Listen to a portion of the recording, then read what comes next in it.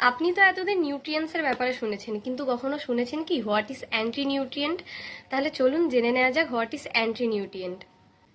Anti nutrient জিনিসটা কি, anti nutrient কোন খাবারগুলির মধ্যে সবথেকে বেশি পরিমাণে পাওয়া যায়, এগুলি আমাদের শরীরে ক্ষতি করে না উপকার করে, আজকের আমরা এই ভিডিওর মাধ্যমে সেগুলোই জেনে নেব।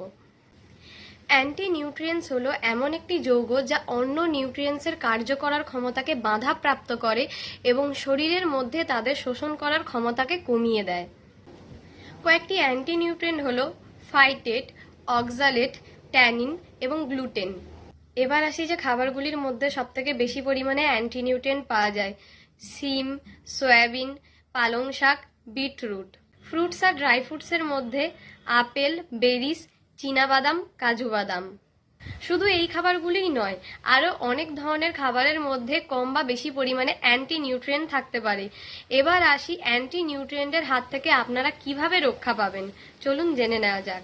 যে সমস্ত খাবারগুলির মধ্যে অতিরিক্ত পরিমাণে অ্যান্টি নিউট্রিয়েন্ট পাওয়া যায় সেগুলোকে চেষ্টা করবেন অঙ্কুরিত করার বা ফার্মেন্টেড করা ওভারনাইট ধরে, বা ওভার কুকড করা, ভালো করে সেই খাবারগুলিকে ধুয়ে রান্না করার চেষ্টা করবেন, তাহলেই অ্যান্টি নিউট্রিয়েন্টের প্রভাব অনেকটাই কমে যায়।